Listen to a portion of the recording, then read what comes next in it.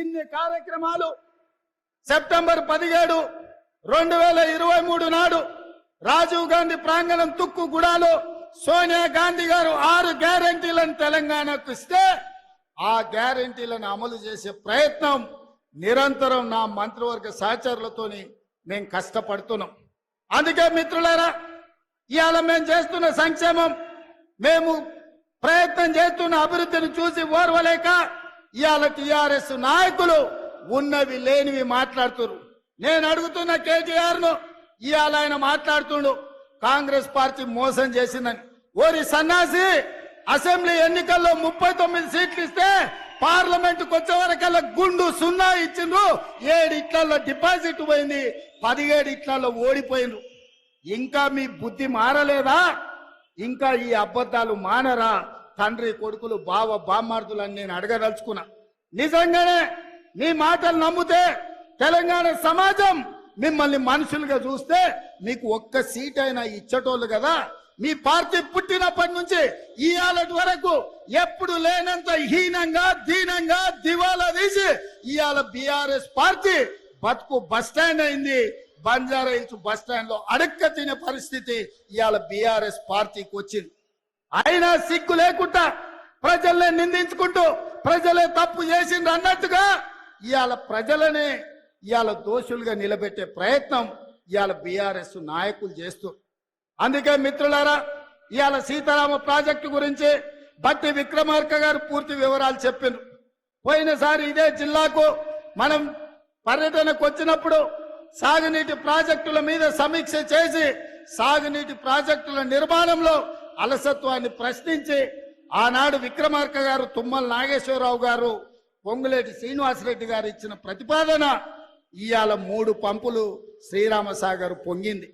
ఇవాళ కృష్ణానది జలాలు కష్టమైనప్పుడు, కృష్ణానది జలాలు కరువు వచ్చినప్పుడు, కృష్ణానది జలాలు నాగార్జున సాగర్ నుంచి ఎస్ఎల్బిసి శ్రీశైలం లెఫ్ట్ బ్యాంకు మీద ఖమ్మం జిల్లాకు నీళ్లు ఇచ్చేది. మొన్న కరువు వచ్చి నీళ్లు లేక నల్గొండ జిల్లాను కాదని మీ నాయకుడు పొంగులేటి శ్రీనివాసరెడ్డి పాలేరుకు నీళ్లు తీసుకొస్తే ఖమ్మం జిల్లా రైతాంగం నాతోని పంచాయతీకి వచ్చింది. ఇవాళ మన మంత్రులే ఉత్తమ్ రెడ్డి గారు, మన మంత్రులే శ్రీనివాసరెడ్డి గారు. కానీ ఎవరికి వాళ్ళు వాళ్ళ జిల్లాలో వాళ్ళ రైతులకు నీళ్లు ఇవ్వాలన్న పట్టుదల ఈ రోజు మన మధ్యలోనే పోటీ పెరిగే పరిస్థితి వచ్చింది.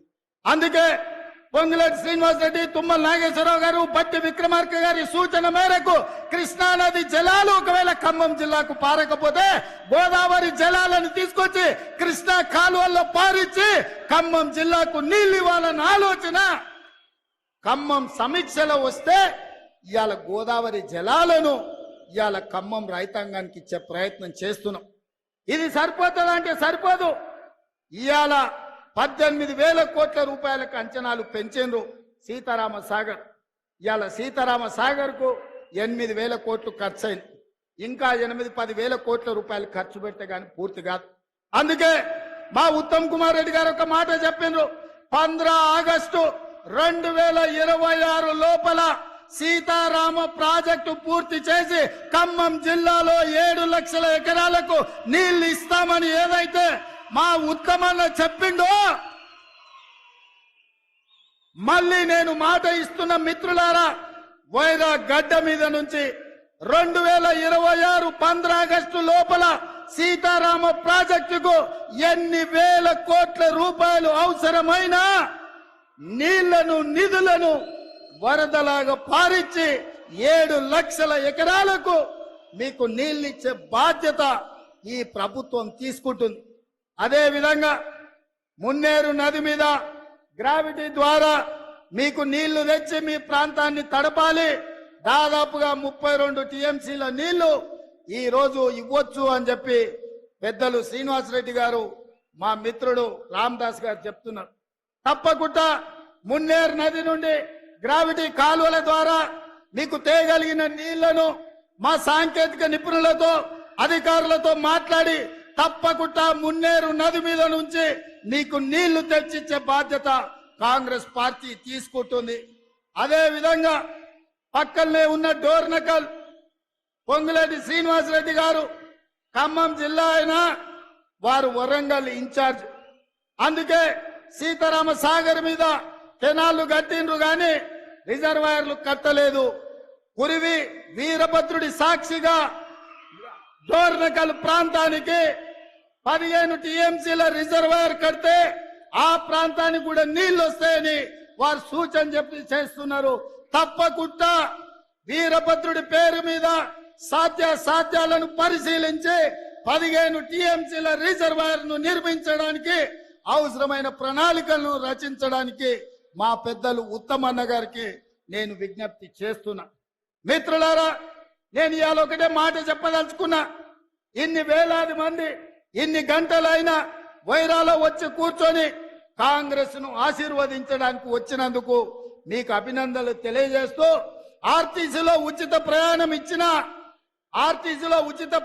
ఇచ్చిన రాజీవ్ ఆరోగ్యశ్రీ అమలు చేసిన ప్రతి పేదవాడి ఇంటికి 200 యూనిట్లు ఉచిత కరెంట్ ఇచ్చిన ప్రతి పేదవాడికి ఇందిరమ్మ ఇల్లు ఇచ్చిన ఈనాడు రైతు రుణమాఫీ 31,000 కోట్ల రూపాయలు చేసిన ఇవన్నీ సోనియా గాంధీ గారు ఇచ్చిన గ్యారంటీలు.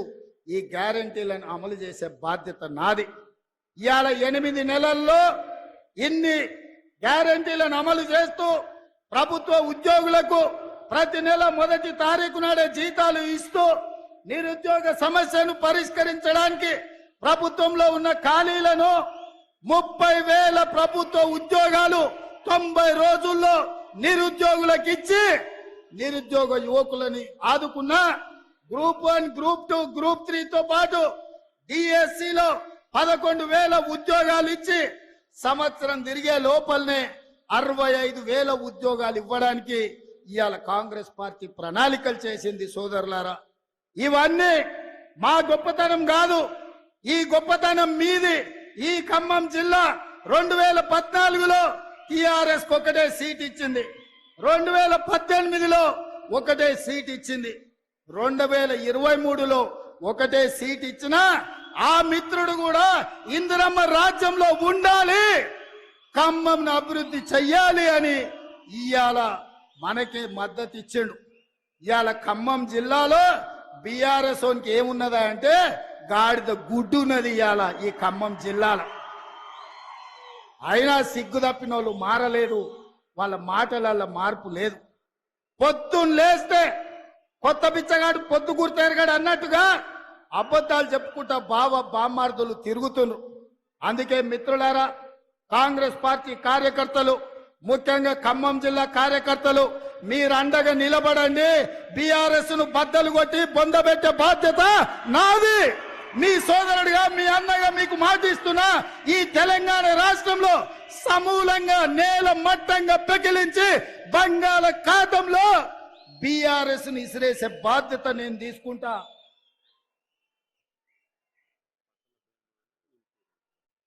అదే విధంగా పక్కన మా తుమ్మలన్న చెప్తుండే, ఆయన వ్యవసాయ శాఖ కదా, మనం పంటల బీమా చేస్తున్నాము, రైతు బీమా అమలు చేస్తున్నాము, ఎరువులను ఇప్పటికే రైతులకు అందుబాటులో పెట్టినాము, ఆ విషయాలు కూడా చెప్పమని చెప్పి తుమ్మలన్న గారు చెప్తున్నారు. మిత్రులారా, నేను ఒక్కటే మాట చెప్పదలుచుకున్నా, మీరు అండగా నిలబడితే బీఆర్ఎస్ ను బద్దలు కొట్టేది కానీ బీజేపీని బొంద పెట్టేది కానీ పెద్ద సమస్య కాదు. ఈ తెలంగాణ రాష్ట్రంలో బీజేపీకి జగా లేదు. మన ఎన్నికల్లో ప్రజలు 8 సీట్లు ఇచ్చిండ్రు, బడ్జెట్ లో బీజేపీ వాళ్ళు గాడిద గుడ్డి ఇచ్చిండ్రు. మనకు తెలంగాణ ప్రజలు 8 సీట్లు ఇస్తే నరేంద్ర మోడీ గారికి బీజేపీ వాళ్ళు తెలంగాణకు గాడిద గుడ్డి ఇచ్చిండ్రు. అందుకే ఈ తెలంగాణ అభివృద్ధి జరగాలన్నా, ఈ తెలంగాణలో ఎడారులుగా మారిన భూములు పసిడి పంటలతో పచ్చగా విలసిల్లాలి అంటే ఇందిరమ్మ రాజ్యం రావాలి. పాలమూరు రంగారెడ్డి ఎత్తిపోతల ప్రాజెక్టు పూర్తి కావాలి, నల్లగొండలో ఎస్ఎల్బిసి టన్నెల్ పూర్తి కావాలి, ఖమ్మం జిల్లాలో సీతారామ సాగర్ ప్రాజెక్టును పూర్తి చెయ్యాలి. ఇవి పూర్తి చేసినాడే ఇవాళ తెలంగాణ సస్యశ్యామలం అవుతుంది. ఈ తెలంగాణ రైతుల కళ్ళల్లో ఆనందం చూస్తాం.